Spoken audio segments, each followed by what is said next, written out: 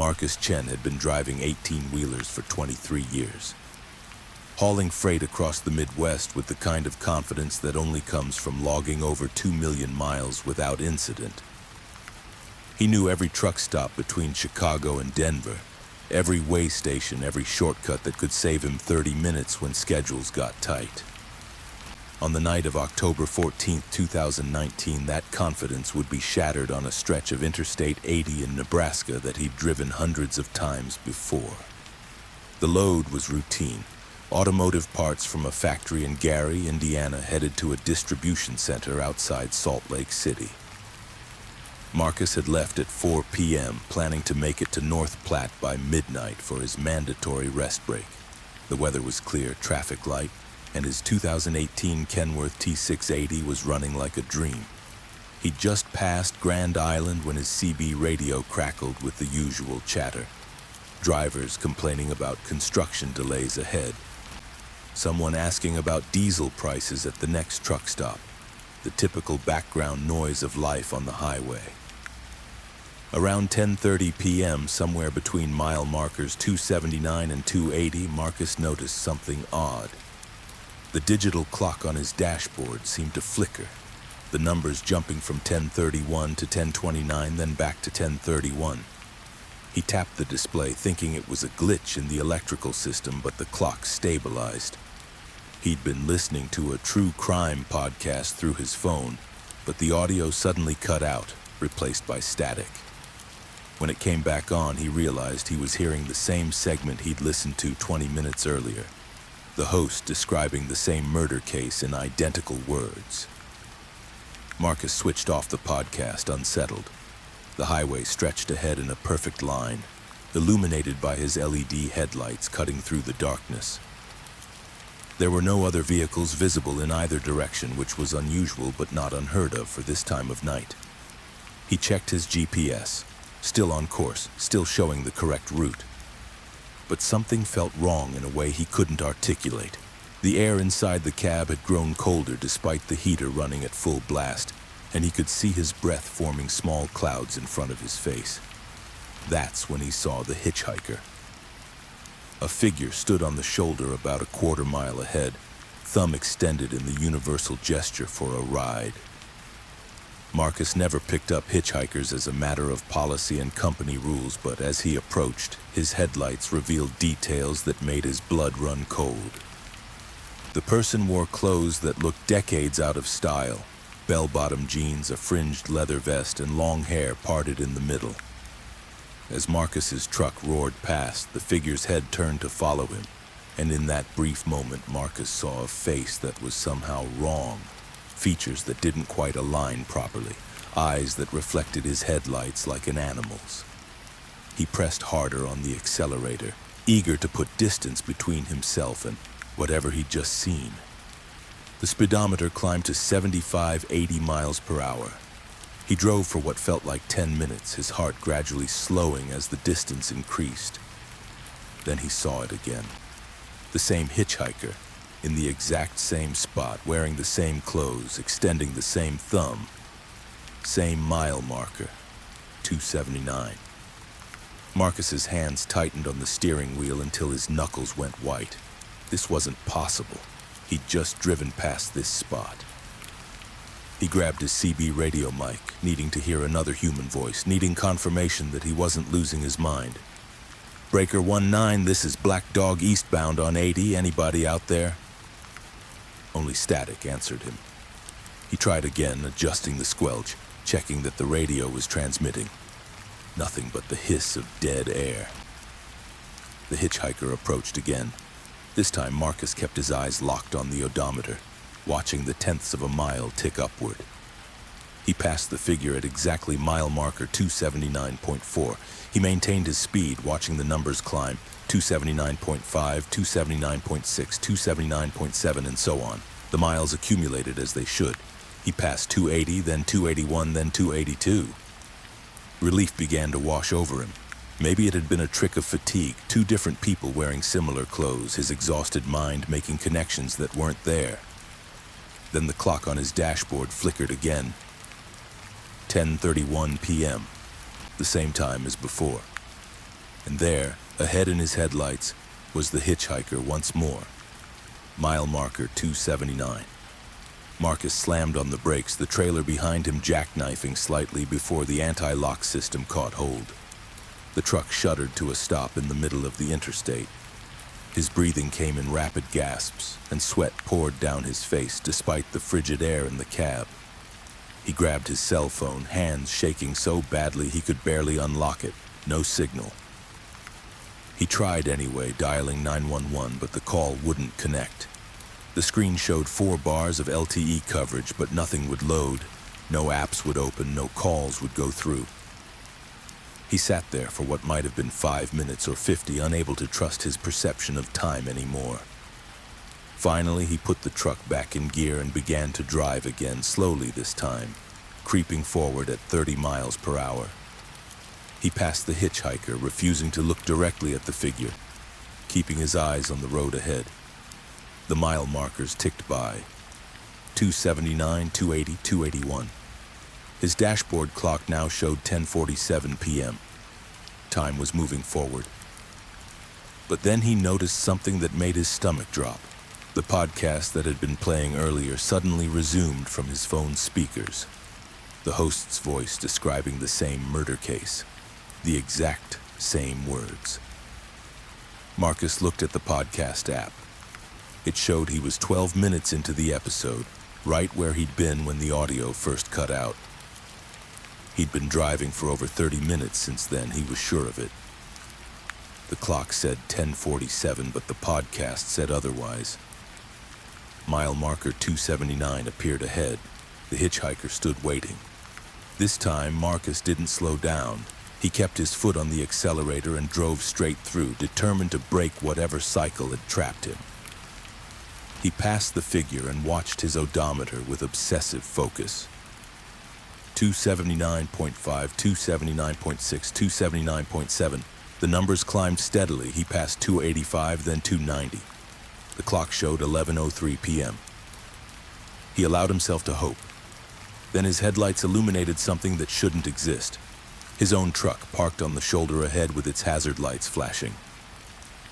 Marcus stood beside it, his own face staring back at him from 100 yards away, illuminated by his approaching headlights. The other Marcus raised a hand, not in greeting but in warning, gesturing frantically for him to stop, to turn around, to do anything but continue forward. Marcus swerved, the trailer swaying dangerously as he pulled into the left lane to avoid his doppelganger. The other truck disappeared from his mirrors the moment he passed it. When he looked at his dashboard, the clock read 10:31 p.m. Mile marker 279 emerged from the darkness ahead. The hitchhiker waited. He tried everything over the next several loops, if that's what they were. He tried stopping and sleeping in the cab. He tried exiting the highway, but every off-ramp led him in a circle back to mile marker 279. He tried driving in reverse. He tried turning off the engine and waiting. Nothing worked. Each attempt ended the same way. The clock reset to 10:31 p.m. and he found himself approaching that same stretch of highway with the patient hitchhiker waiting. On what must have been the 20th or 30th repetition, exhaustion and terror gave way to a kind of desperate curiosity. Marcus slowed the truck as he approached the figure and for the first time really looked at it. Up close, the wrongness was even more apparent. The person's movements were slightly off-tempo, like a video playing at the wrong frame rate. The smile never changed, frozen in an expression that suggested happiness but conveyed only emptiness. And those eyes reflecting his headlights held a depth that suggested they were looking at him from somewhere far away, somewhere that existed outside normal space. The figure's mouth moved, speaking words that Marcus couldn't hear through the truck's cab, but he could read the lips. Wrong turn. Wrong turn. Wrong turn. Over and over the same two words. Marcus drove on, the phrase echoing in his mind. Wrong turn. But he hadn't taken any turns. He'd been on I-80 the entire time, driving straight. Unless... His memory felt fuzzy around the edges. Had there been an exit he'd taken? Some detour that had seemed so natural, so obvious at the time that he hadn't questioned it? The more he tried to remember, the more uncertain he became.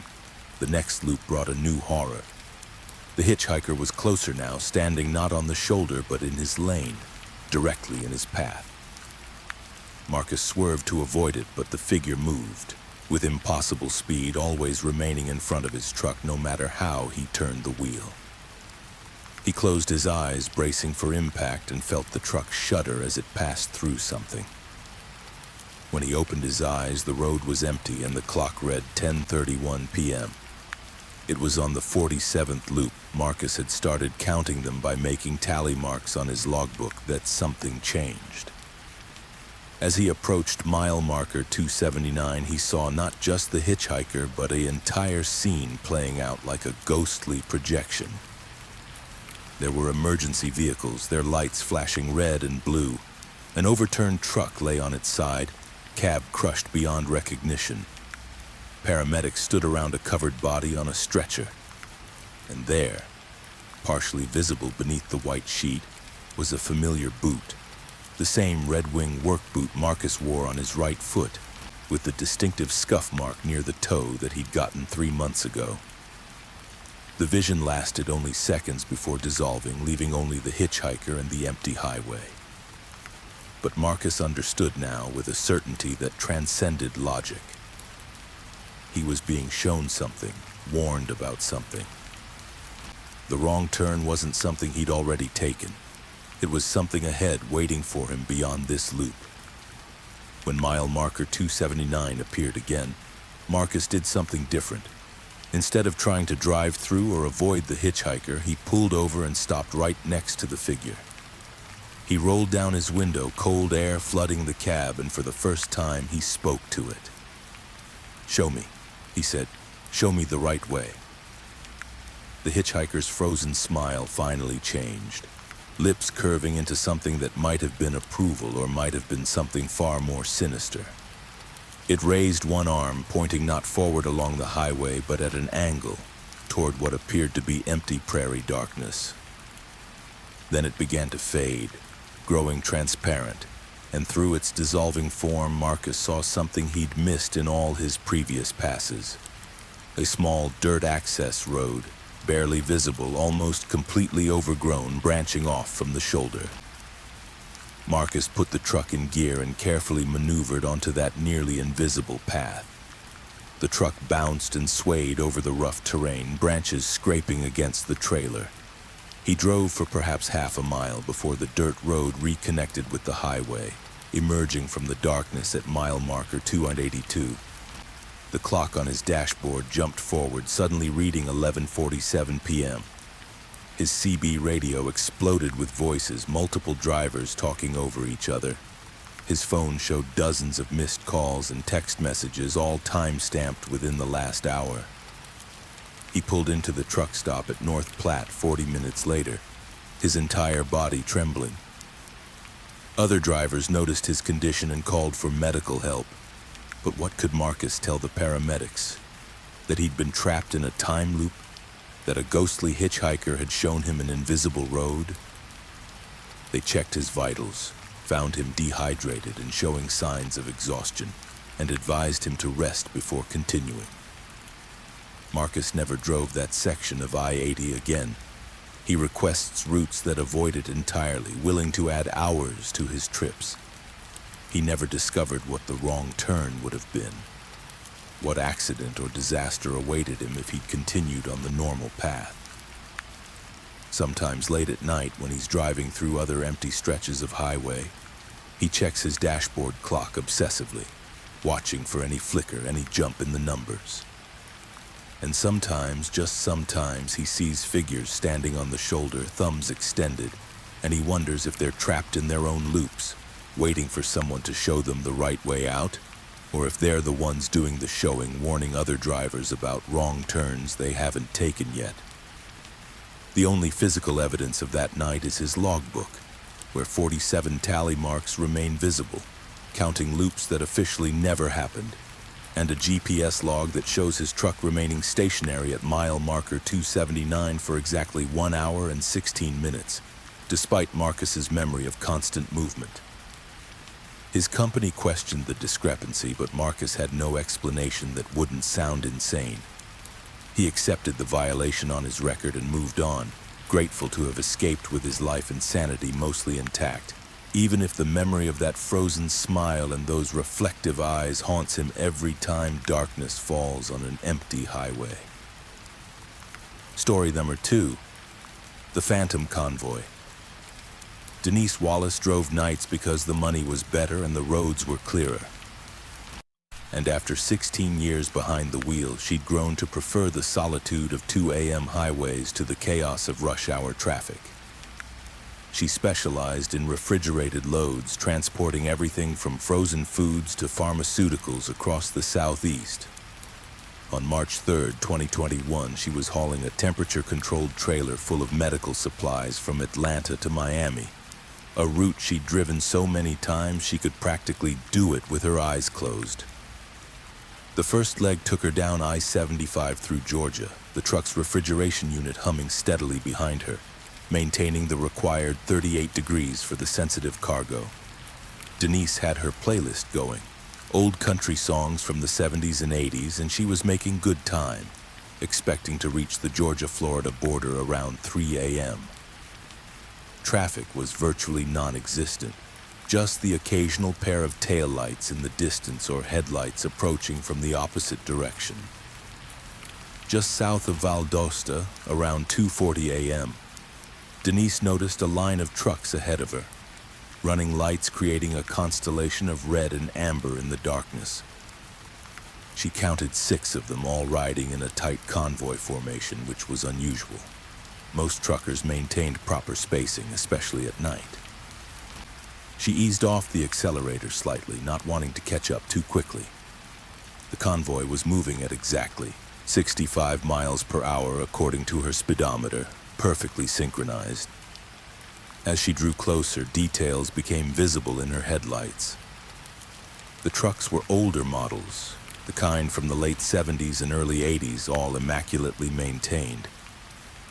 She could see the distinctive styling of Peterbilt 359s and Kenworth W900s, chrome gleaming, custom paint jobs that spoke of owner-operators who took pride in their rigs.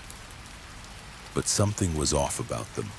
The colors seemed muted, washed out even in her bright LED headlights, like she was looking at them through a filter.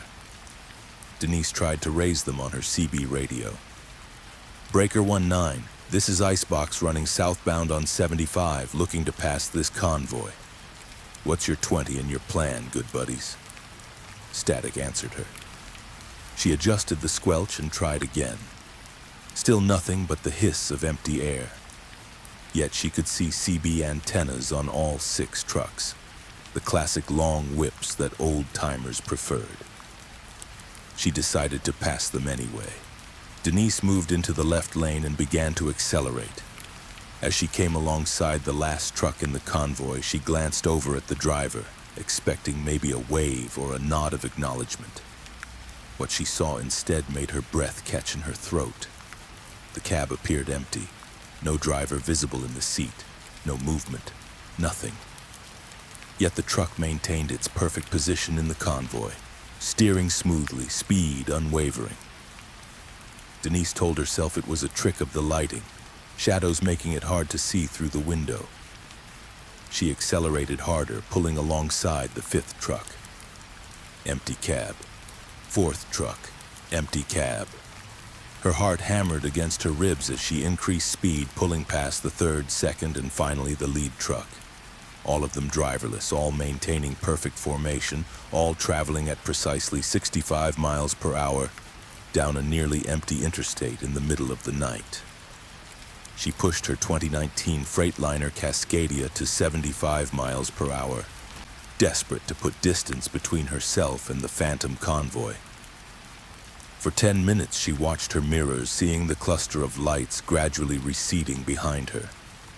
Her hands shook on the wheel and she fumbled for her phone, thinking she should call someone, anyone, but who would believe her? And more importantly, what would she even report? 6 driverless trucks that were somehow maintaining highway speeds and formation? The exit for a rest area appeared on the right, and Denise made a snap decision to pull off. She needed to stop, to collect herself, to figure out what she'd just witnessed. The rest area was nearly empty, just 2 cars parked far apart in the automotive section. She pulled into a truck parking spot and killed the engine, sitting in the sudden silence. Only the hum of her refrigeration unit continuing in the background. Denise climbed out of the cab, her legs unsteady, and walked to the bathroom facility. The fluorescent lights inside were harsh and flickering, casting everything in a sickly greenish glow. She splashed cold water on her face and stared at herself in the mirror, wondering if she was losing her mind. Maybe she'd been driving too long without a proper break. Maybe the empty cabs had held drivers and she'd simply been unable to see them from her angle. When she walked back outside 15 minutes later, her truck was no longer alone.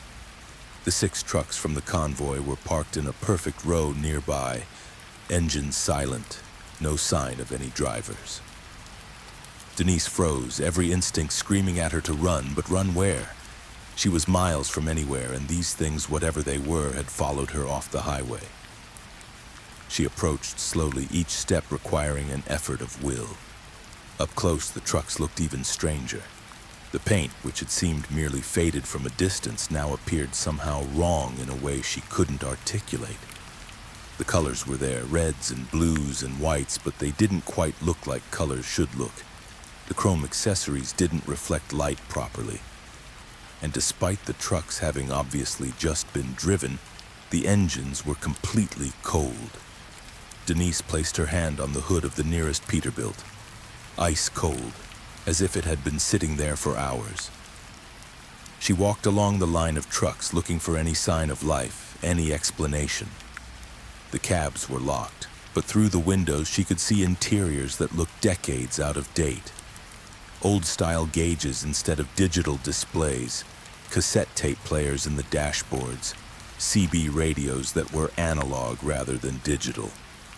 Everything perfectly preserved, as if these trucks had driven straight out of 1979 and into her present. Then she noticed the license plates. The first truck had a Florida plate dated 1977, the second 1978, the third 1979. She moved quickly now, checking them all. Each plate was sequential, 1 year after another, ending with 1982 on the lead truck. But all of them were current, not expired. The registration stickers showing the present year despite the vintage of the plates themselves. Denise heard her CB radio crackle to life inside her own truck. She ran back to it, climbing into the cab and grabbing the mic. A voice was speaking, male, with the distinctive flat accent of rural Georgia. Convoy running southbound, looking for anyone who can hear us. We've been on this road for a long time now, and we're trying to find the way off. If anyone can hear this, please respond. She keyed the mic with trembling hands. This is Icebox, I can hear you. Where are you? The voice that answered sounded relieved, but also infinitely weary. Thank God. We're not sure where we are. We've been driving for what feels like days, maybe weeks. The road just keeps going and we can't find an exit. Every time we try to stop, we end up back on the highway. Can you see us? Can you help us? Denise looked at the 6 parked trucks, their cabs still dark and empty. I can see your trucks, she said carefully. 6 of them, but I don't see any drivers. There was a long pause before the voice responded. We can't see you at all. We can't see anything except the road and each other. How long have we been out here? What year is it? It's 2021, Denise said. March 2021. The silence that followed was so prolonged that she thought she'd lost the connection. Then the voice came back, thick with emotion. That can't be right.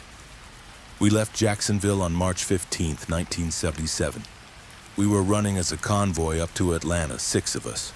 Old friends, we did runs together all the time. But there was this fog, came out of nowhere, thick as anything I'd ever seen. We couldn't see more than a few feet ahead. And when it finally cleared, we were alone on the highway. No other traffic, no towns, nothing but roads stretching forever in both directions. Denise felt tears streaming down her face, though she couldn't have said exactly why. That was 44 years ago. For us, it's been maybe 3 days. We don't get hungry, don't get tired. The fuel gauges never drop. We've tried everything to get off this road. We've taken exit ramps that loop back onto the highway. We've driven until we should have reached the ocean, but the road just keeps going. Are we dead? Is this hell? I don't know, Denise whispered. I don't know what this is. The voice continued, and she could hear others talking in the background now, multiple men's voices overlapping. We saw your lights. First vehicle we've seen in all this time. We followed you, hoping maybe you could lead us out. Show us the way to wherever everyone else went. But now you're here with us, and I'm scared we've trapped you too. Denise looked at the empty rest area, the flickering lights, the impossible silence of the night. Tell me exactly what happened when you got trapped. Every detail. The driver, who identified himself as Bobby Lee Carson, described the fog in detail. How it had seemed to have weight and texture, how his radio had filled with static, how his watch had stopped working. He described the moment of realization when they understood they were alone, how they'd tried to stick together maintaining convoy formation because at least that way they weren't facing this nightmare individually. The last thing I remember before the fog, Bobby Lee said, was passing a rest area. This exact rest area, I think. There was a car pulled over, hood up, woman standing beside it looking distressed. I almost stopped to help, we all did, but we were running behind schedule. We kept going. I've thought about that moment every day since. Wondered if that was when we made our mistake, when we chose wrong somehow. Denise climbed out of her truck again and walked to the automotive parking area. Both cars she'd seen earlier were still there, but now she noticed something she'd missed before. One of them was a 1976 Ford LTD, powder blue with its hood raised. She approached it slowly. The interior was empty, no purse, no personal belongings, nothing to indicate who might have been driving it. But on the driver's seat was a small leather notebook. She picked it up and opened it.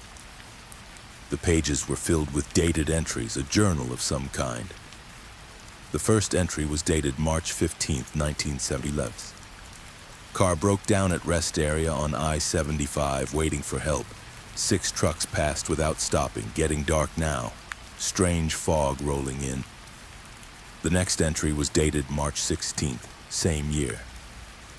Fog never lifted, can't leave rest area. When I try to walk to the road, I end up back at my car, no one else around. Can still see the highway, see vehicles passing, but they don't see me. I try to flag them down, but it's like I'm invisible. Denise flipped through the pages. Hundreds of entries spanning decades, all in the same neat handwriting. The writer, who identified herself as Marcus Chen, described her growing realization that she was trapped in some kind of loop.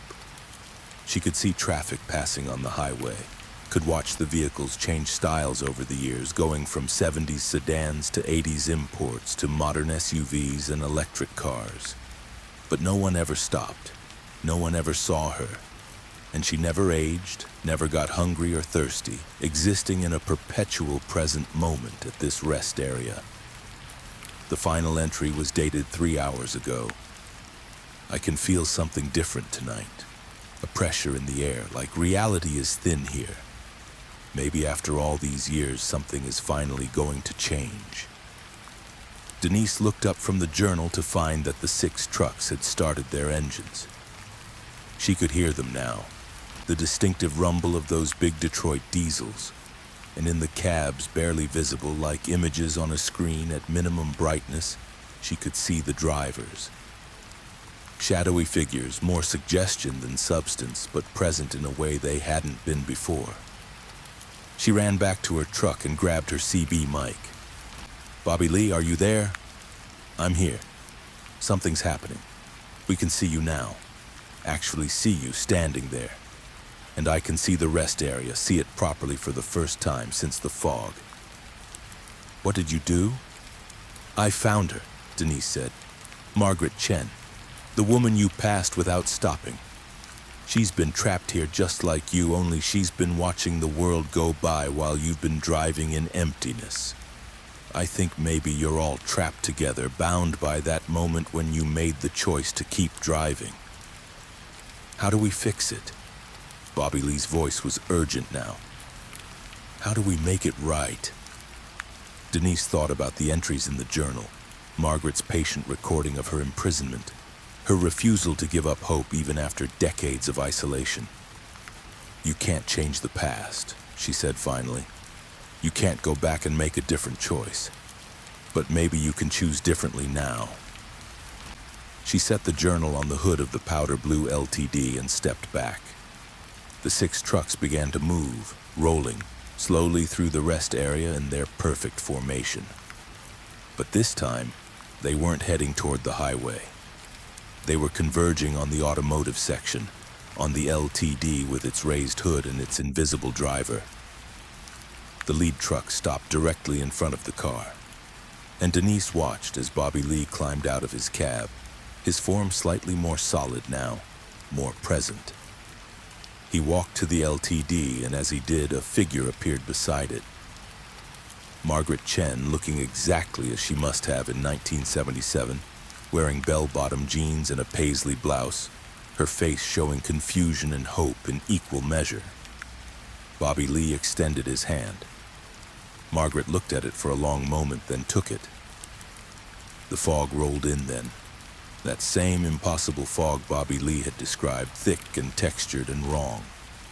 It swallowed the 6 trucks and the LTD and the shadowy figures. Denise stood at the edge of it, feeling its cold weight, watching as everything vanished into white. The fog lasted perhaps 30 seconds, and when it cleared, the rest area was empty except for her own truck. No vintage rigs, no powder blue LTD, no ghostly drivers. Denise walked to where the vehicles had been. The pavement was clear, no oil stains, no tire marks, no evidence they'd ever existed. But the journal lay on the ground where she'd placed it. She picked it up and flipped to the last page. A new entry had appeared, dated today, written in a different handwriting. Thank you. We're all going home now. The road finally ends. Bobby Lee Carson and the boys. She climbed back into her truck, started the engine, and pulled onto I-75, heading south toward Florida. Her hands had stopped shaking. The radio played its familiar country songs. Everything seemed normal. But Denise knew she'd never forget the Phantom Convoy, those 6 trucks full of drivers who'd been trapped between moments for over 40 years. Driving a highway that existed outside of time, unable to stop, unable to leave until someone finally saw them and gave them the chance to make a different choice. She reached Miami the next morning without incident, delivered her load, and filed her logbook reports. She never mentioned the rest area or the convoy or the journal. Who would believe her? But she kept the journal, and sometimes late at night when she's driving empty highways, she reads Marcus Chen's entries and thinks about all the people who might be trapped in similar loops, waiting for someone to notice them, to give them the chance to break free. And whenever she sees a stranded motorist now, Denise always stops to help, regardless of her schedule, regardless of how far behind it puts her. Because she knows that some wrong turns take decades to correct, and some roads only end when someone chooses to stop driving and start helping instead. Story, the Cur-3, the way station. Frank Morrison hauled hazardous materials, which meant extra certifications, extra precautions, and extra scrutiny at every inspection. Point. After 19 years in the profession, he'd grown accustomed to the stringent checks, the suspicious looks from DOT officers, and the special placards that marked his truck as something requiring careful handling. On June 22, 2018, he was transporting a load of industrial chemicals from Houston to a manufacturing facility outside Detroit, following the exact route specified in his hazmat certification. The load consisted of sealed containers of corrosive materials, nothing unusual in his line of work. Frank's 2017 Peterbilt 579 was equipped with all the required safety features, and his cargo was properly secured, properly labeled, and properly documented. He'd left Houston at 6 a.m., planning to make it through Arkansas and into Missouri before his mandatory rest period. The first indication that something was wrong came around 11 p.m., somewhere in southern Missouri on Interstate 55. His GPS showed a mandatory weigh station ahead marked as open. This wasn't unusual. Weigh stations often operated 24 hours, especially on major freight corridors. Frank began to slow down, his hazmat placards making it impossible to bypass the station even if the pre-pass system gave him a green light. As he approached the entrance ramp, his headlights illuminated a facility that looked wrong in ways he initially couldn't identify. The architecture was correct. A large-scale platform, a low building for the inspection office, parking areas for trucks pulled aside for detailed checks. But the lighting was dim, yellowish rather than the bright white LEDs that modern stations used. The signs looked faded, weathered, decades old. As Frank rolled onto the scale, he noticed that there were no other trucks in sight, no DOT officers visible, no movement at all. His truck's computer screen, which should have displayed his weight and whether he was clear to proceed, remained blank. Frank waited, following protocol, not moving from the scale until officially cleared. After 5 minutes of silence, he activated his four-way flashers and climbed out of the cab to investigate. The night air was oddly still. No wind, no sound of traffic from the interstate behind him. The silence felt oppressive, unnatural. Frank walked to the office building, his boots echoing on the pavement with a strange, muffled quality. The door was unlocked, which violated every security protocol he knew. Inside, the facility looked like it hadn't been updated since the 1980s. Metal desks with ancient IBM computers, filing cabinets overflowing with yellowed papers, a coffee maker with actual coffee still in the pot, though it was stone cold and covered with a layer of mold that suggested months or years of abandonment. "Hello?" Frank called out. His voice didn't carry the way it should in the empty space. It felt absorbed, dampened. "Dot? Anybody here?" A door at the back of the office creaked open and a man emerged. He wore a DOT uniform, but like the facility itself, it looked decades out of date. The style was wrong, the patches were wrong, even the badge looked antique. The officer was middle-aged, with graying hair and tired eyes, and he moved with the slow deliberation of someone performing a routine task for the 10,000th time. "Registration and hazmat certification," the officer said, his voice flat, emotionless. He didn't make eye contact with Frank. Frank handed over his documents, all the required paperwork. The officer took them and sat down at one of the ancient desks, pulling out a form that looked hand-typed on an actual typewriter. He began copying information from Frank's documents onto the form, one laborious letter at a time, using a ballpoint pen. "Your computer system down?" Frank asked, trying to break the uncomfortable silence. The officer didn't respond, just continued filling out the form with mechanical precision. Frank noticed that the man's name tag read Sanderson, but it was partially obscured by grime, as if it hadn't been cleaned in years. The office walls were covered with safety posters, but the dates on them were all from the mid-1980s. A calendar on the wall showed May 1987. "Hey, listen," Frank said, his unease growing. "I'm on a tight schedule. Can we speed this up?" Officer Sanderson set down his pen and looked at Frank for the first time. His eyes were completely colorless, like cataracts had taken over, leaving only white. "Vehicle inspection required. Hazardous materials must be verified. Pull around to Bay 3. Frank wanted to refuse, wanted to get back in his truck and drive away from this nightmare facility. but his hazmat license required full cooperation with all DOT inspections. Refusing could cost him his certification, his livelihood. He returned to his truck and drove it to Bay 3, which was housed in a large garage building attached to the main office. The bay doors were already open, revealing an interior lit by buzzing fluorescent tubes that flickered constantly. Inside, 3 other officers waited, all wearing the same outdated uniforms, all moving with that same mechanical precision. They directed Frank to park in the center of the bay, then immediately began their inspection. But this wasn't any DOT inspection Frank had ever experienced. The officers moved around his truck in perfect synchronization, like dancers following choreography they'd performed countless times. They didn't use modern inspection equipment. Instead, they carried clipboards and measuring tapes, ancient tools that no contemporary inspector would rely on. And they inspected things that made no sense, measuring the exact distance between rivets on the trailer, counting the teeth on the 5th wheel, checking the tread depth on his tires with calipers accurate to the 1,000th of an inch. One officer opened the trailer doors and began examining the chemical containers, but his focus was wrong. He wasn't checking the seals or the labels or the securing straps.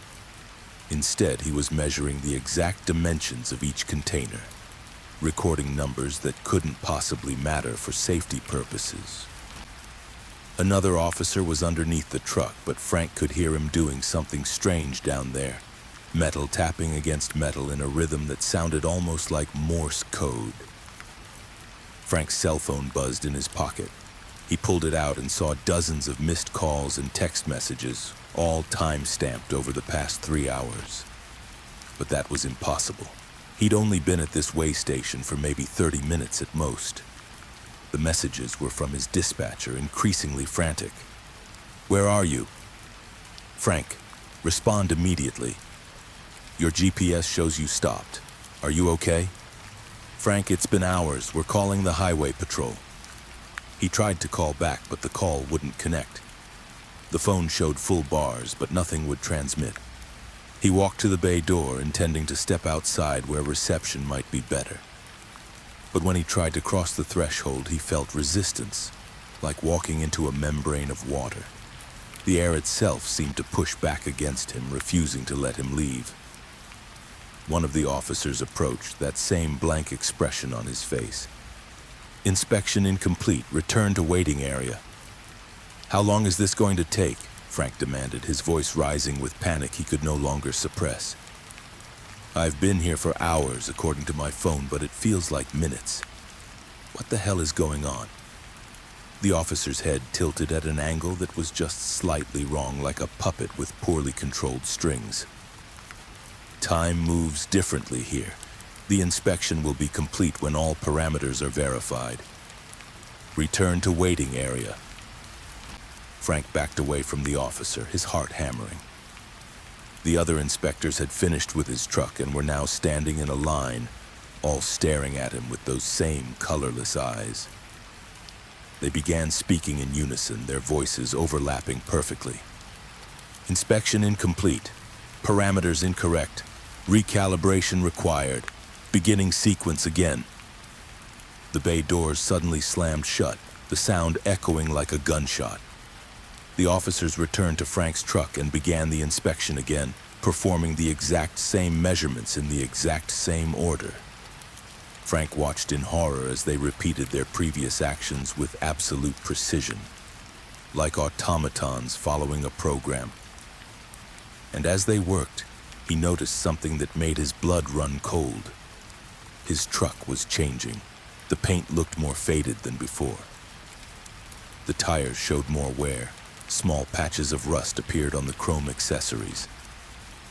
It was aging, deteriorating right in front of his eyes, as if years were passing in minutes. And the chemical containers in the trailer were beginning to show signs of corrosion, the seals breaking down, small wisps of acrid vapor beginning to leak from the connections. Frank ran to the bay door and pounded on it, screaming for help. His phone was useless, the radio in his truck produced only static, and the officers continued their inspection, oblivious to his panic. Through a small window in the door, he could see the interstate beyond the way station, traffic flowing normally, unaware of the nightmare unfolding just a few hundred yards away. He tried everything he could think of. He attempted to start the truck and ram through the bay door, but the engine wouldn't turn over. He searched for tools to pry open the door, but everything in the bay was bolted down or too heavy to move. He tried reasoning with the officers, pleading with them, even physically confronting them, but they simply walked through his attacks as if he were a ghost, continuing their measurements, their documentation, their endless inspection. Hours passed, or days, or weeks. Frank lost track. His watch showed impossible times, the hands spinning backward and forward randomly. His phone's battery should have died, but remained at 43% charge. He didn't feel hungry or thirsty, but he could feel time pressing down on him, could feel himself aging in ways that transcended normal human experience. His hair grew longer, his beard thickened, and when he looked at his reflection in the truck's mirror, he saw lines appearing on his face, gray creeping into his temples. The truck continued to deteriorate. The tires were bald now, the paint almost completely oxidized away.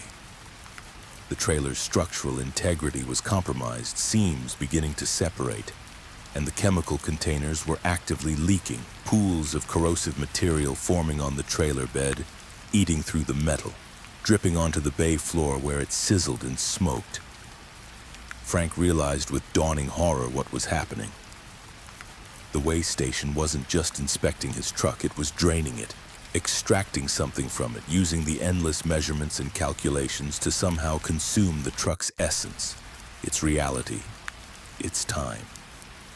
And the more it took from the truck, the more it took from him.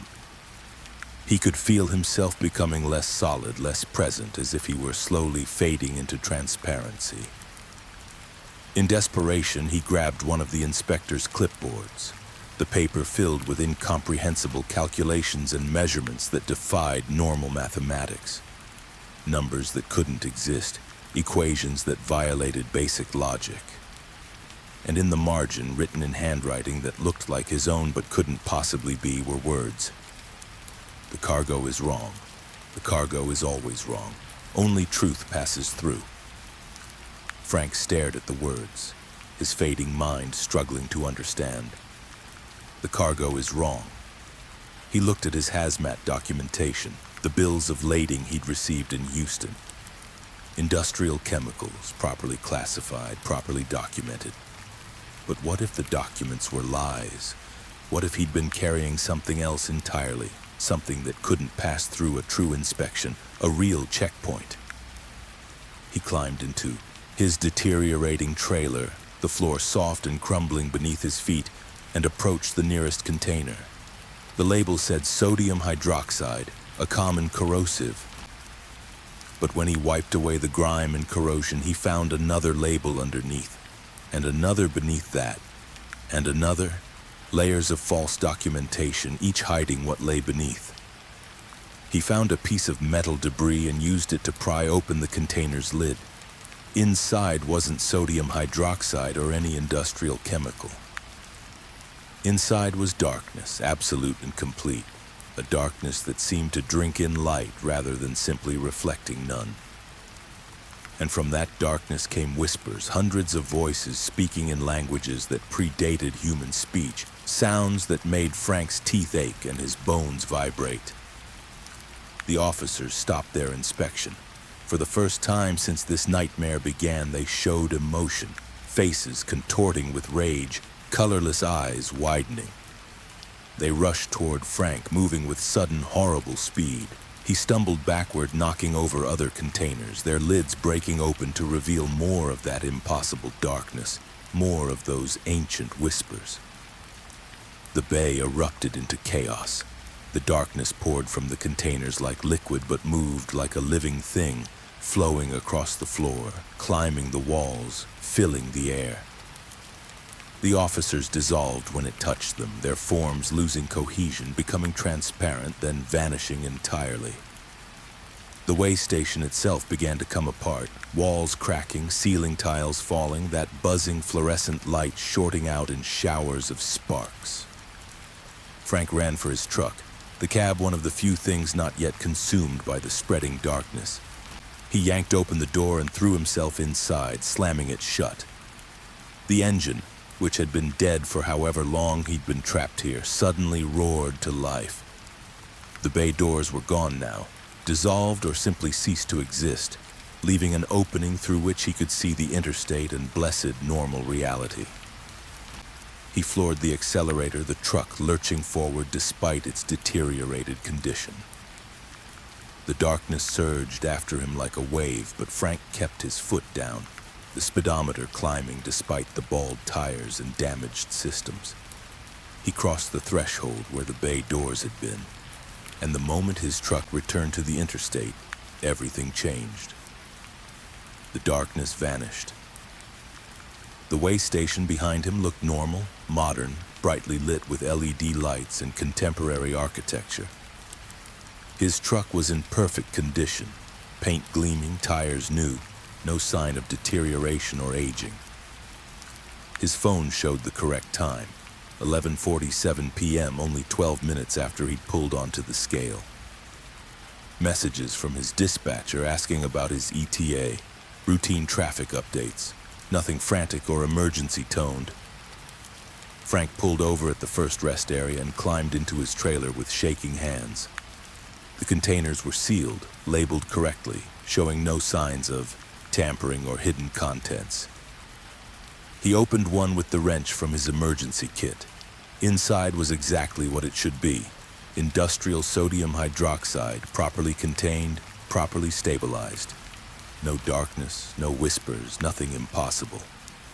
But when he looked at the side of the container where labels shouldn't leave residue, he could see faint outlines, ghostly impressions of other labels, layered beneath the surface, hints of classifications that didn't exist in any hazmat manual. And when he held his hand near the container, he could feel something, a subtle wrongness, a suggestion that what appeared to be simple chemicals might be both that and something else simultaneously, existing in multiple states of reality. Frank resealed the container and completed his delivery to Detroit.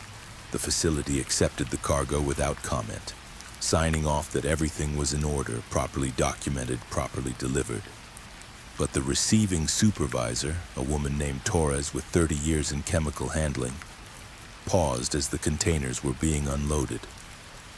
"Weird," she said, more to herself than to Frank. "These batch numbers, I've seen them before, but that doesn't make sense. These exact numbers were on a shipment we received in 1987. Same cargo, same source, but that was over 30 years ago." Frank didn't tell her about the way station, about the officers with colorless eyes and the inspection that lasted years and minutes, about the darkness that poured from containers that should have held nothing but mundane industrial chemicals. He accepted his signed paperwork and drove away, his CDL intact, his record showing nothing unusual. But he requested a different route for his next hazmat load, one that avoided Interstate 55 through Missouri. And when he pulled up the way station's location on Google Maps later, searching for any evidence of what he'd experienced, he found only an empty lot. Satellite images showed bare ground where the facility should have been. No buildings, no scales, no sign that a way station had ever existed at that location. Yet when he zoomed out and looked at historical imagery, he found something. A way station that appeared in photos from the 1980s, then vanished from images dated 1988 and later. Just gone, as if it had ceased to exist or perhaps had never existed in normal reality to begin with. Frank still hauls hazmat loads, still passes through way stations regularly, still submits to inspections and documentation checks. But he never forgets that some cargo isn't what it claims to be, that some inspections measure things beyond weight and safety, and that there are places along America's highways where reality grows thin and checkpoints exist to filter out what shouldn't pass through regardless of what the paperwork says. And sometimes late at night when he's alone on empty roads, he wonders about the other containers he's hauled over the years. Wonders what layers of labels might exist beneath the visible surface. Wonders what would happen if he opened them in the wrong place at the wrong time. But mostly he just drives and doesn't ask questions because some answers are more terrifying than any uncertainty. Story number 4. The Mirror Truck. Catherine Hayes drove for a large national carrier handling general freight across the western United States. With 12 years of experience and over 1 million safe miles logged, she considered herself a professional who'd seen everything the road had to offer. Bad weather, mechanical failures, difficult customers, aggressive drivers.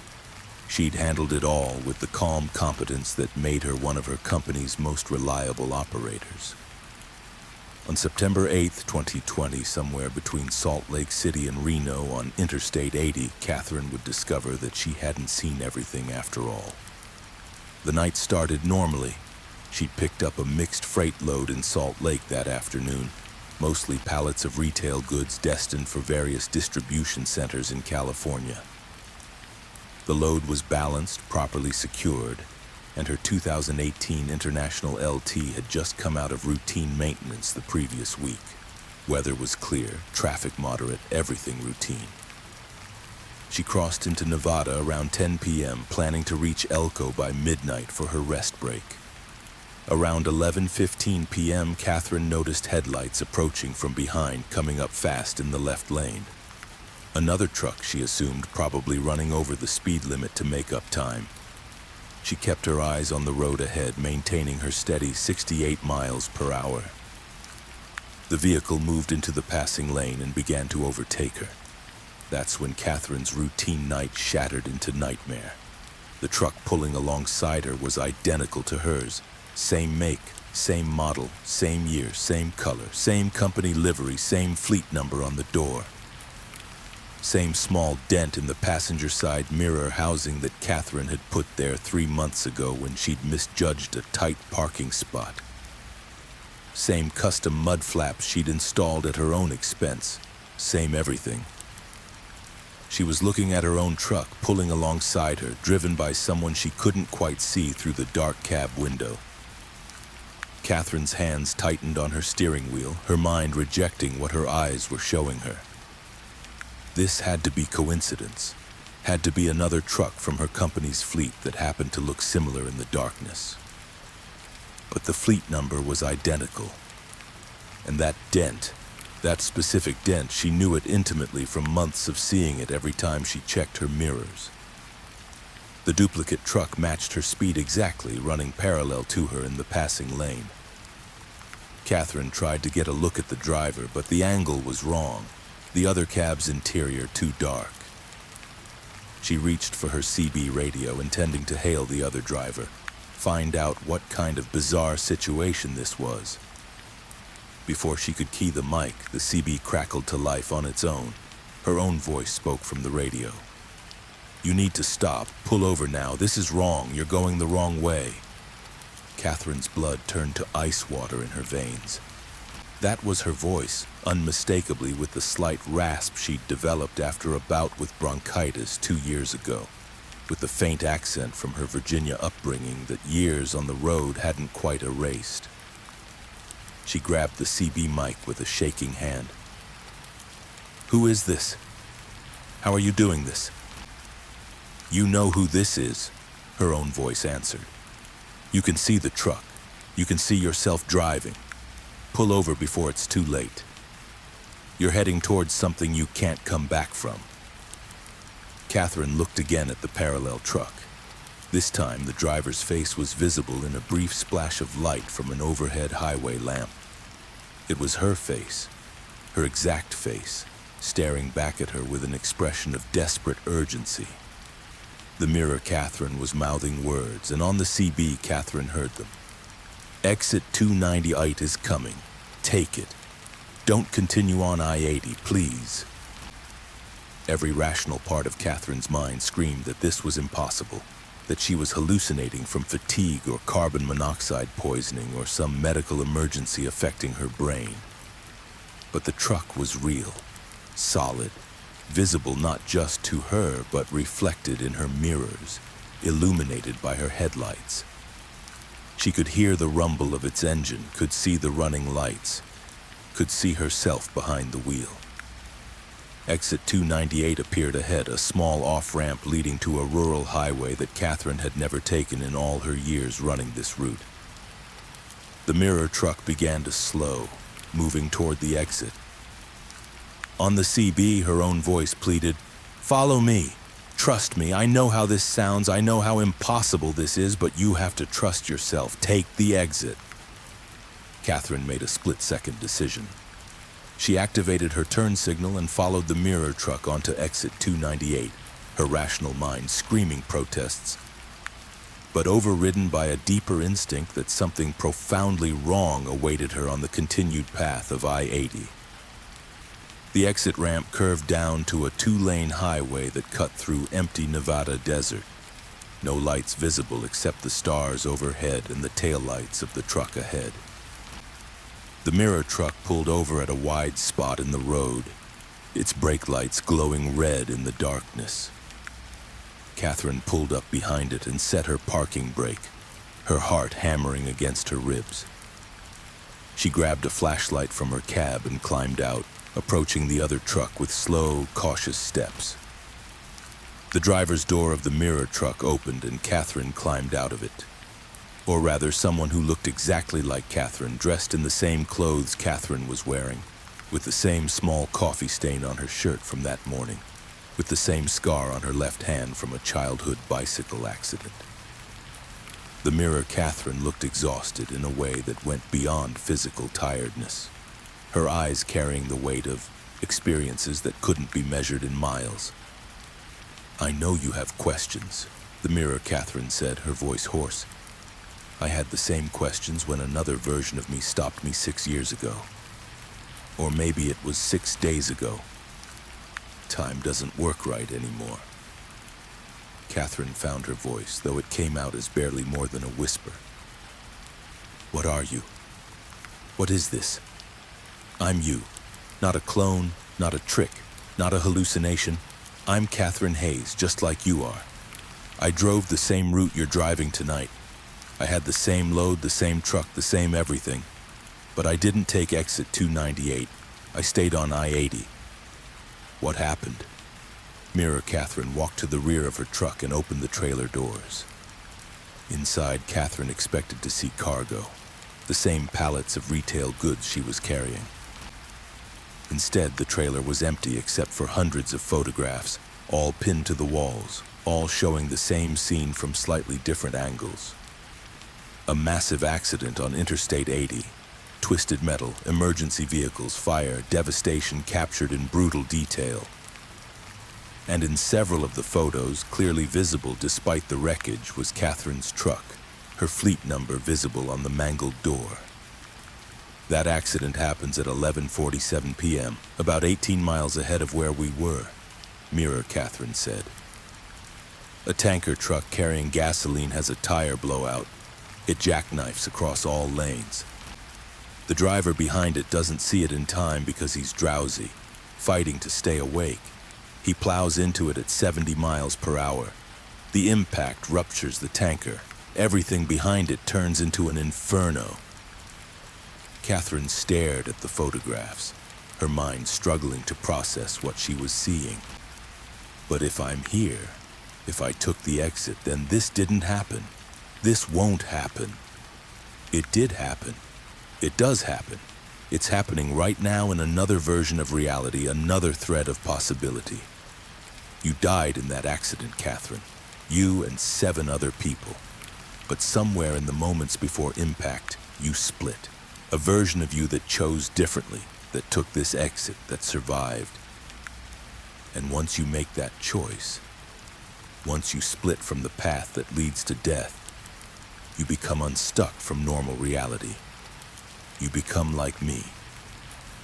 Mirror Catherine led her to the cab of the mirror truck. Inside, Catherine saw more evidence of an impossible existence. The logbook showed entries spanning years, but the dates made no sense, jumping forward and backward, sometimes showing the same day repeated dozens of times.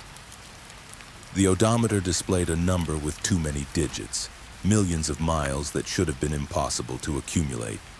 The fuel gauge was frozen at 3/4, never dropping, never needing refill. "I've been driving for 6 years since I took my exit," Mirror Catherine continued. "Or maybe it's 6 days or 6 minutes. I experience time, but I don't experience it linearly anymore. I exist in all the moments simultaneously, always, driving, always trying to warn other versions of myself, always hoping that maybe this time I can prevent the split, keep you from becoming like me." "Why?" Catherine asked.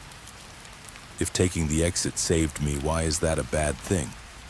"Because it doesn't end. You'll drive tonight and tomorrow you'll drive again, but it won't be tomorrow as you understand it. You'll find yourself back at the same moment, approaching the same exit, but everything will be slightly different. Different weather, different traffic, different details. And you'll take the exit again because you know what happens if you don't. And again, and again. You'll be trapped in variations of this night, this choice, this moment, unable to move forward, unable to die, unable to exist in normal time."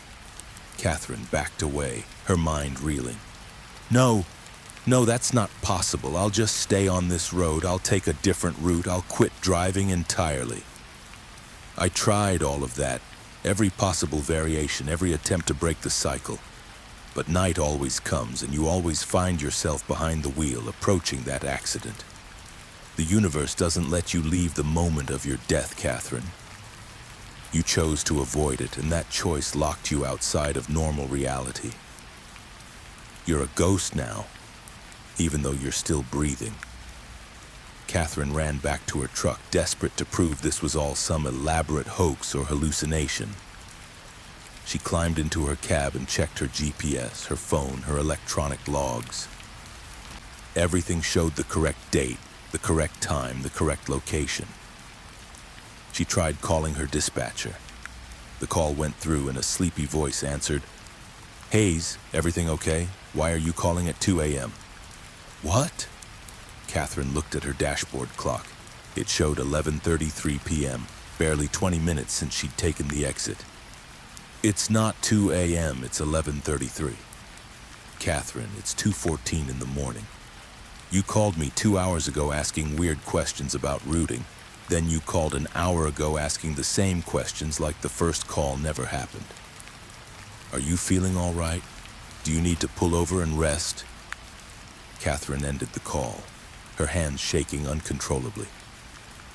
She looked in her rearview mirror and saw the mirror truck still parked behind her. But now there were more trucks visible in the darkness beyond it. Dozens of them, all identical to hers, all parked along this empty road.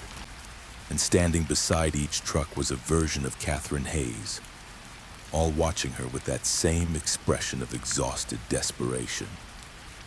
She climbed out of her cab and walked back to mirror Catherine, the impossibility of the situation crashing over her like a wave. "How many?" she asked, her voice barely audible. "How many versions?" "I don't know. Hundreds, maybe. Thousands. Every time I warn another version, every time someone takes the exit, they join us. All stuck in variations of the same moment, the same choice, the same night. We exist in the spaces, between possibilities, Catherine. We're the road not taken, given form and consciousness, but no future." Catherine looked at the army of her duplicates, all of them trapped in this liminal space between death and survival. There has to be a way out. There has to be. Mirror Catherine's expression softened with something that might have been pity or might have been recognition of her younger self's determination. There might be. I've been studying the pattern, tracking the variations. Every night when this repeats, one small thing is different. A car in a different position, a star in a different part of the sky, a word spoken differently. The differences are accumulating, building towards something. I think the universe is trying to correct itself, trying to reconcile all these impossible versions of you into something coherent. What happens when it does? I don't know. Maybe we all collapse back into one person, one timeline. Maybe we cease to exist entirely. Maybe we finally get to move past this moment and continue living. But I think it's coming soon. The variations are accelerating, the differences getting more pronounced. Tonight, you're the first version who actually followed me off the highway in months of trying. That means something is changing. Catherine looked back at her truck, at the cargo she'd been hauling, at the life she'd been living. What do I do now? You drive, you exist, you wait, and when the moment comes when reality finally decides what to do with all of us, you'll know. We'll all know.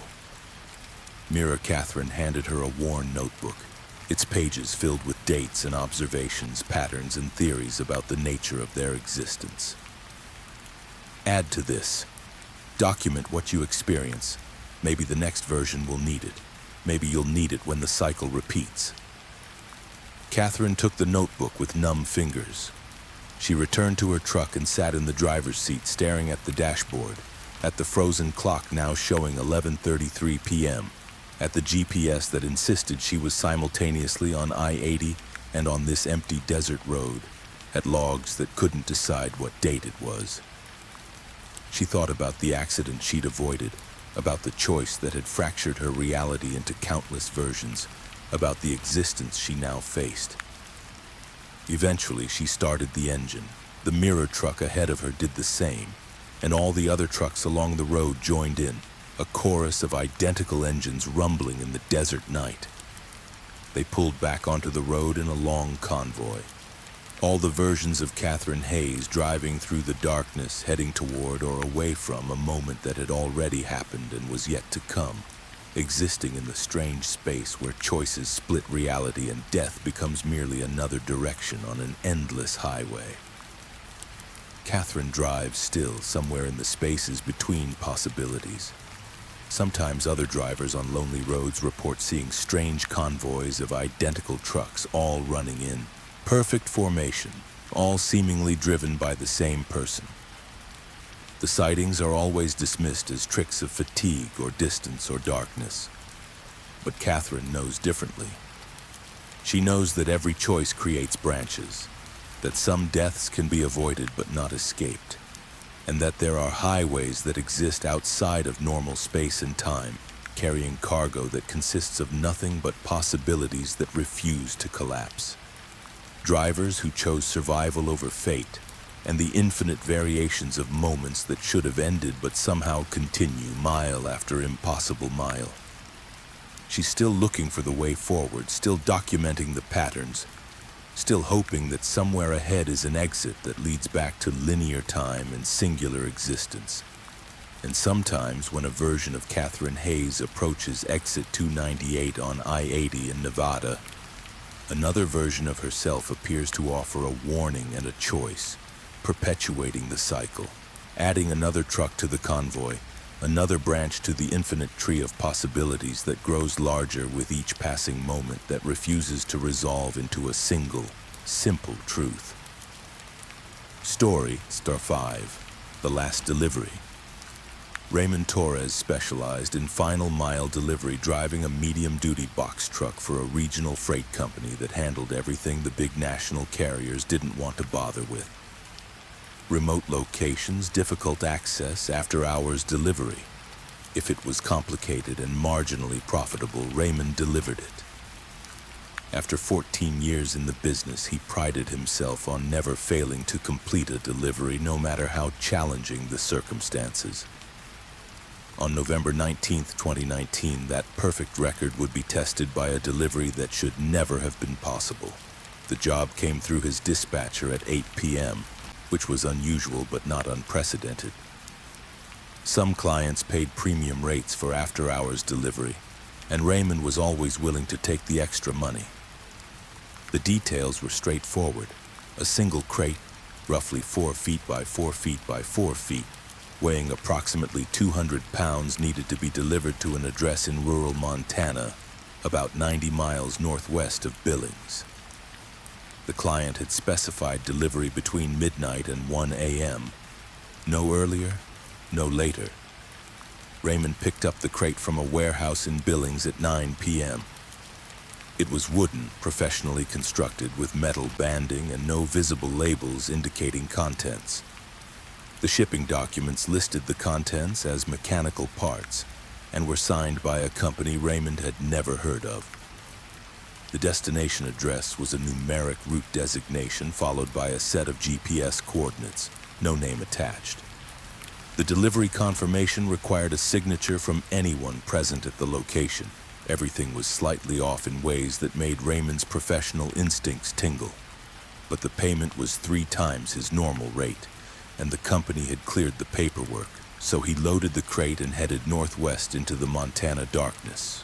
The route took him off the interstate onto progressively smaller highways, then county roads, then what were barely more than dirt tracks cutting through pine forest and open prairie. His GPS guided him with mechanical certainty, but the landscape felt wrong in ways Raymond couldn't articulate.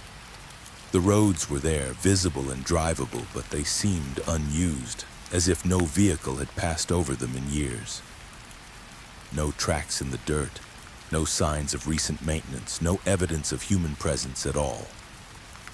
Around 11:30 p.m., Raymond's headlights caught a reflective sign marking a gravel road that branched off to the right. The GPS indicated this was his turn. He took it, his truck bouncing over ruts and potholes, tree branches scraping against the box with sounds like fingernails on a chalkboard. The road climbed into hills, switchbacking through dense forest, the darkness outside his headlights absolute and oppressive. At 11:47 p.m., Raymond emerged from the tree line into a small clearing. A building stood in the center, and Raymond's first thought was that he'd somehow driven onto a movie set. The structure was a general store from another era, complete with a weathered wooden facade, a covered porch with a hitching post and windows that glowed with warm yellow light from oil lamps rather than electricity. A hand-painted sign above the door read, "Morrison's General Supply, Esterno 1891. Raymond stopped his truck and sat staring at the impossible building. According to his GPS, he was in the middle of absolute nowhere, at least 40 miles from the nearest town. There were no power lines, no other structures, no roads except the one he'd just traveled. Yet this store stood here, lit and apparently open for business, looking like it had been transported intact from the 19th century. He checked the delivery time, 11:51 p.m. He had 9 minutes to make the delivery window. Raymond grabbed his electronic signature pad and climbed out of the truck, the November cold biting through his jacket immediately. The clearing was silent except for the ticking of his truck's cooling engine. No wind, no animal sounds, no normal background noise of a living forest. Raymond approached the store and climbed the 3 wooden steps to the porch. Through the window, he could see shelves stocked with goods, canned food, tools, fabric bolts, household items. Everything looked genuine, not reproductions, but actual vintage items that should have been in a museum. A man stood behind a wooden counter, elderly, wearing clothes that matched the store's period. Suspenders, a white shirt with arm garters, a vest. He looked up as Raymond's shadow fell across the window and gestured for him to enter. The door opened with the jingle of a bell. Inside, the warmth was immediate and welcoming, though Raymond couldn't identify a heat source. The store smelled of wood smoke, tobacco, and something else. Something that reminded him of his grandmother's attic, the scent of things, preserved far beyond their expected lifespan. "Mr. Torres," the elderly man said, his voice carrying a formal, old-fashioned cadence. "Right on time. We've been expecting the delivery." Raymond's hand unconsciously moved to his jacket pocket where his phone sat. "How do you know my name?" "It's on the delivery manifest, of course." The man gestured to a paper lying on the counter. Raymond could see it was a copy of his shipping documents, but that was impossible. He had the only copies in his truck, and he'd been alone on that road for the last hour. "Look," Raymond said, trying to keep his voice steady.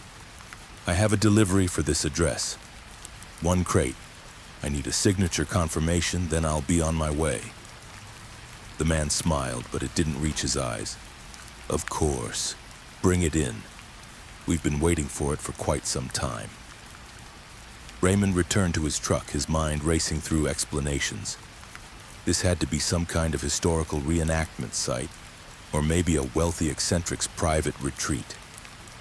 The payment for the delivery supported that theory. Only someone with money to burn would pay premium rates for midnight delivery to the middle of nowhere. He opened the truck's box and used his hand truck to maneuver the crate onto the lift gate. As he wheeled the crate toward the store, Raymond noticed something that made him stop. Hitching post wasn't just decorative. A horse was tied to it, a large bay gelding that hadn't been there minutes ago. The animal was real, breathing, its flanks steaming in the cold air as if it had just completed a hard ride.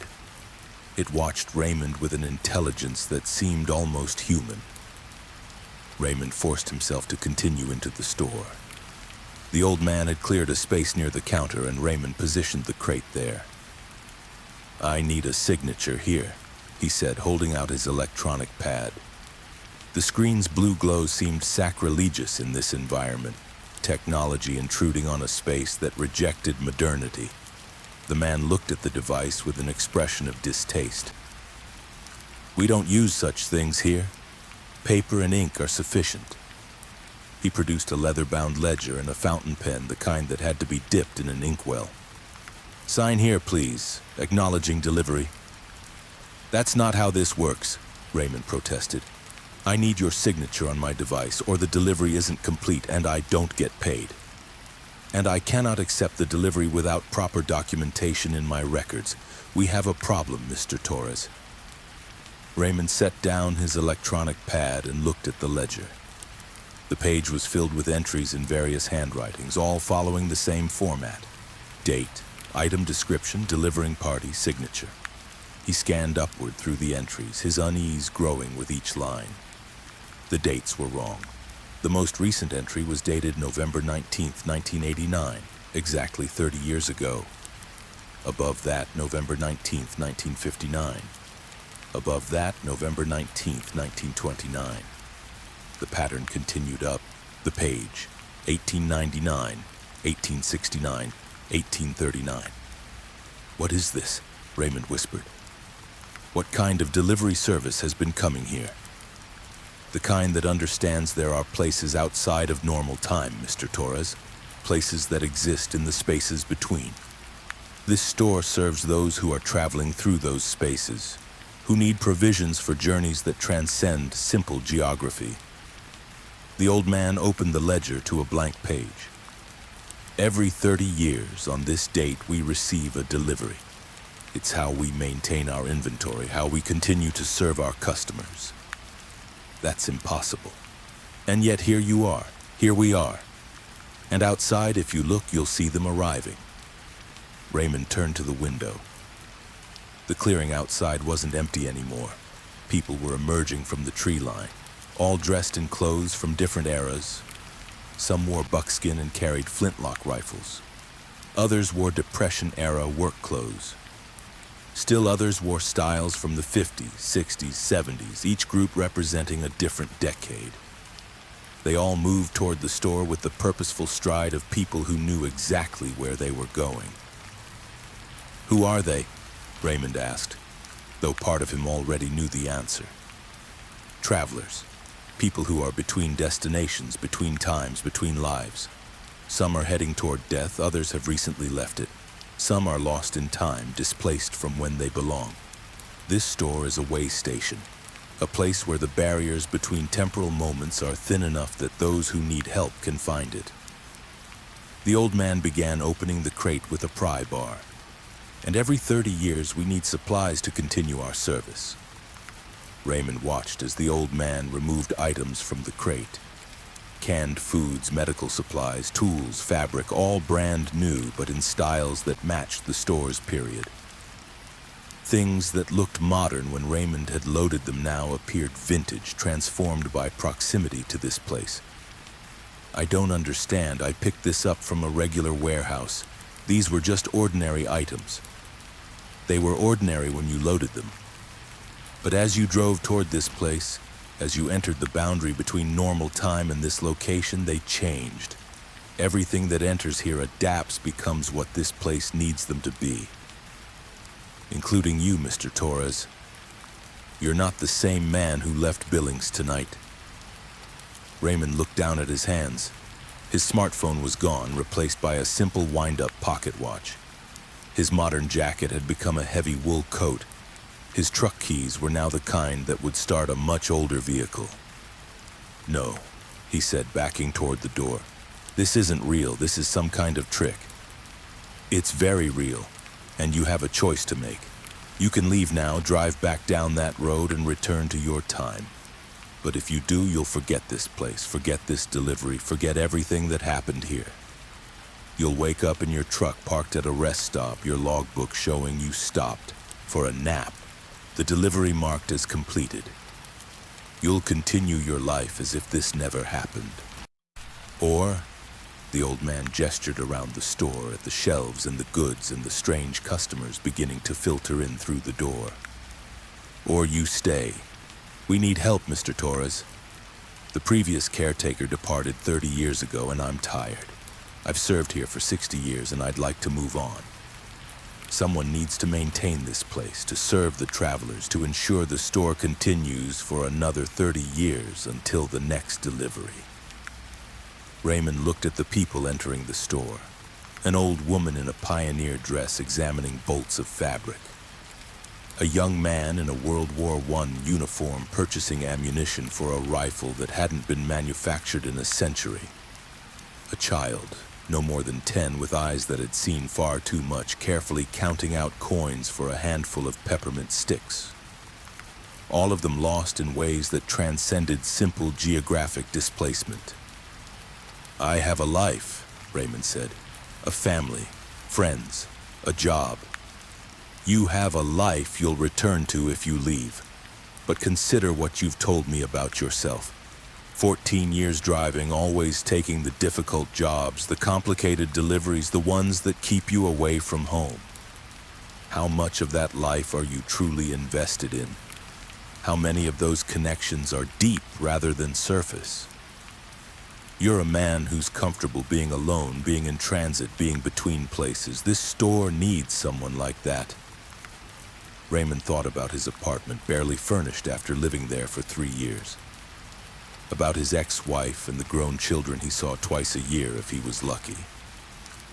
About friends whose names he had trouble remembering because he was never around long enough to form real bonds. The old man wasn't wrong. Raymond had built a life around movement, around being nowhere and everywhere, around existing in the liminal spaces of highways and delivery routes. What would I do here? Maintain the inventory, serve the travelers, wait for the next delivery in 30 years. Time moves differently here. Those 30 years will feel like weeks or days to you. And you'll help people who desperately need it, who have no other place to turn. There's honor in that, Mr. Torres.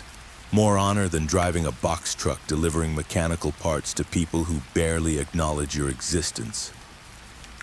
Raymond looked at the children examining peppermint sticks, and something in him made a decision that his rational mind couldn't quite explain. He walked to the counter, picked up the fountain pen, and signed his name in the ledger. The ink glowed briefly as it touched the paper, and Raymond felt something shift in reality around him. A sense of doors closing behind him and different doors opening ahead. The old man smiled, and this time it reached his eyes. "Thank you. You've given me a gift more precious than you know." He removed his vest and arm garters, folding them carefully. "Everything you need to know is in the ledgers under the counter. Trust your instincts. The travelers will tell you what they need, and somehow you'll have it. That's how this place works. It provides what's necessary.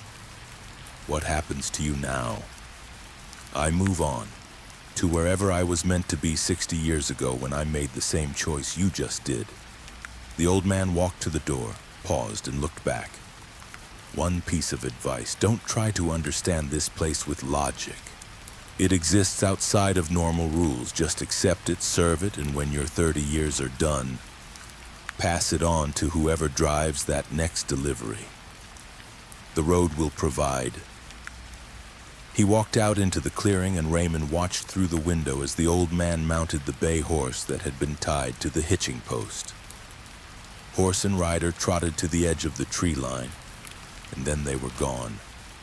Not entering the forest, but simply ceasing to exist, like they'd ridden through a door that closed behind them. Raymond turned back to find the store full of customers, all waiting patiently for service. A man in clothes from the 1870s needed ammunition. A woman in a 1940s dress needed fabric for a dress.